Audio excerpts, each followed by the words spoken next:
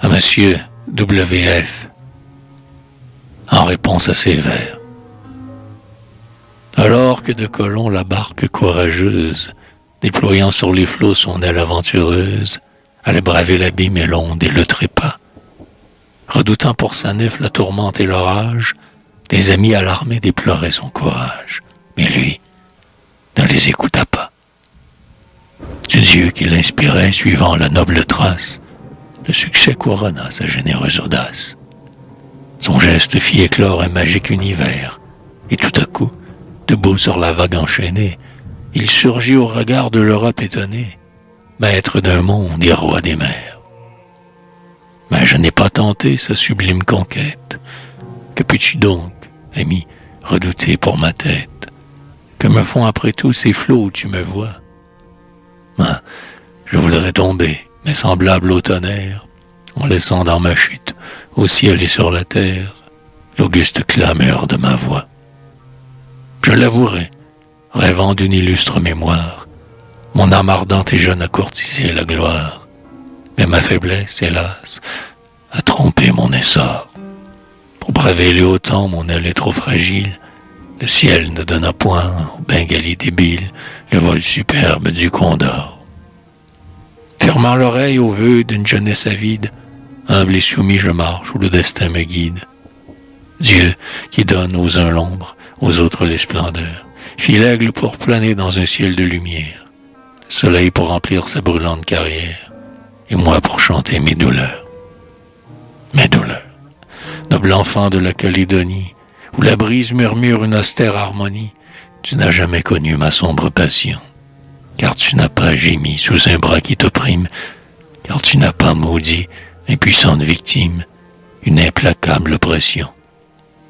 D'un lait fécond l'étude a nourri ta jeunesse, les bardes immortels de Rome et de la Grèce ont passé devant toi dans leur sublimité, et sur les monts brumeux de l'Écosse orgueilleuse, égarant en palant ton enfance rêveuse, toi, tu goûtas la liberté. Moi, dès mes premiers jours de vie et de souffrance, l'œil voilé du bandeau d'une épaisse ignorance, j'ai langui dans la nuit d'un joug injurieux. Et, pliant sous le poids de ces chaînes mortelles, mon âme, à qui la muse avait donné des ailes, n'a pu s'élancer vers les cieux. Je ne te dirai pas mes nuits noires et lentes, le sommeil éveillé de mes heures brûlantes, mes doutes, mes désirs de tombe et de cercueil, mes blasphèmes sans fin, mes désespoirs sans nombre, et dans mon sein en feu l'ébullition sombre de la colère et de l'orgueil. Mais, touché de ma longue et cruelle agonie, vers moi j'ai vu descendre un ange d'harmonie, calme et beau, triste et doux, je crois le voir encore. Ses yeux d'un feu divin tout à coup s'animèrent, et sa voix était grave, et ses strophes tombèrent des cordes de sa harpe d'or. Enfant que le Seigneur a placé sous ma garde, ce Dieu dont tu te plains, il t'écoute et regarde. Cesse donc, insensé, tes coupables clameurs. Celui qui, dévoilant sa sagesse infinie, de la terre et des cieux ordonna l'harmonie, a-t-il pu vouloir tes malheurs? Tu ne peux le comprendre et ta bouche blasphème. Porte moins haut l'audace et connais-toi toi-même. Le mal est fils de l'homme et de sa volonté. Cet arbre aux fruits amers ombragea la nature, du jour où l'Éternel fit à ses créatures le présent de la liberté. L'homme en a mal usé, voilà quel est ton crime. Du superbe et du fort, du faible qu'on opprime. Un jour Dieu jugera l'orgueil et les douleurs. Humble, à tes malheurs même, il faut donc te soumettre, toi qui dois rendre compte à ton souverain maître du trésor amer de tes pleurs. Qu'as-tu fait de tes pleurs?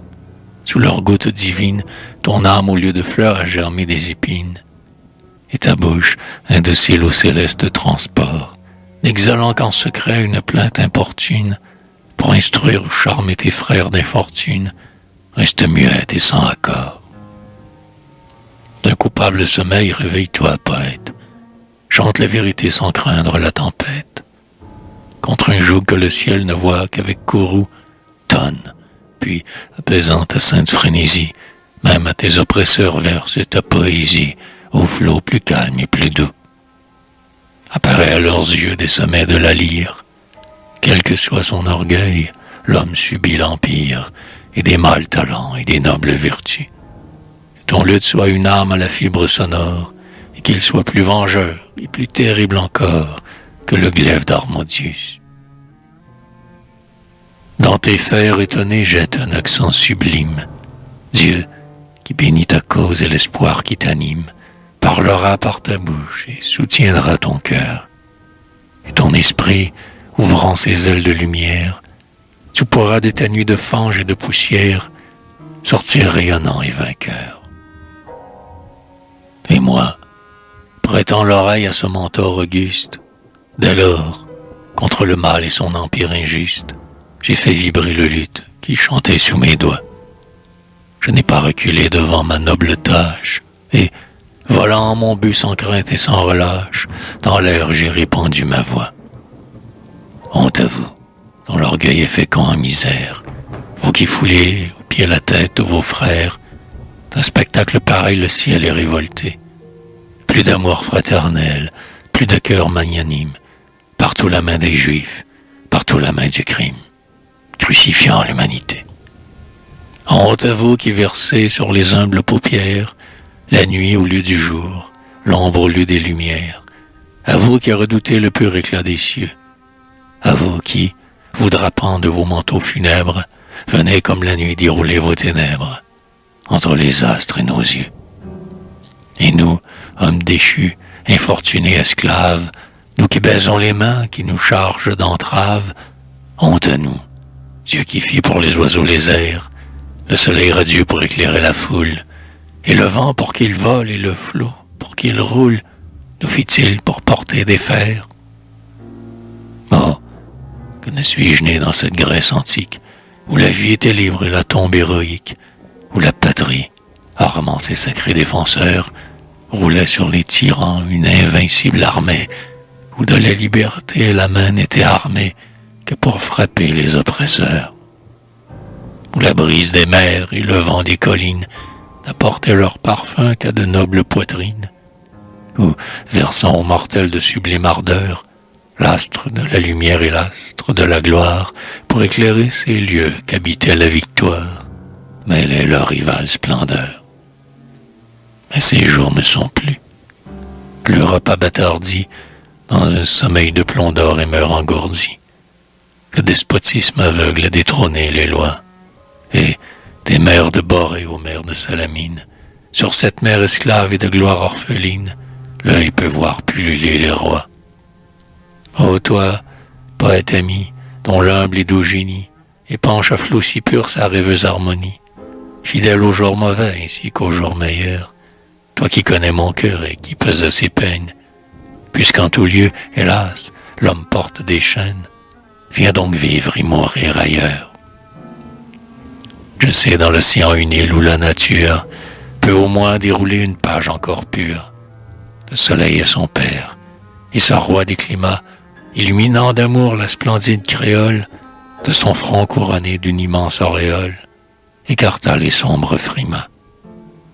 C'est une île au ciel riche, à l'air tiède, où la femme a des yeux de colombe et des baisers de flamme, où le cœur s'abandonne aux penchants les plus doux, où la vague en mourant vient chanter sur les grèves, où la terre a des fleurs, où la Vierge a des rêves, dont l'ange au ciel même est jaloux.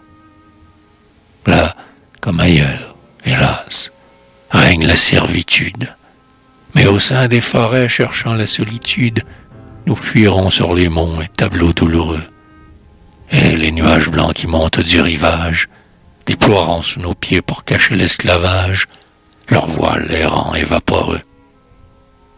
Nous verrons la cascade à la bouche écumante, et pencher dans les airs une eau blanche et fumante, sous d'antiques palmiers nous irons nous asseoir.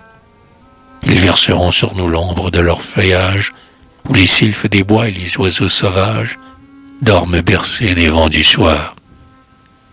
Sur les flancs du Salaz élevons nos chaumières, la nature pour nous de sublimes mystères peuplera les rochers, les torrents et les bois. Et ce vaste piton que l'ouragan assiège Au ciel portant sa tête et ses siècles de neige, abritera nos humbles toits.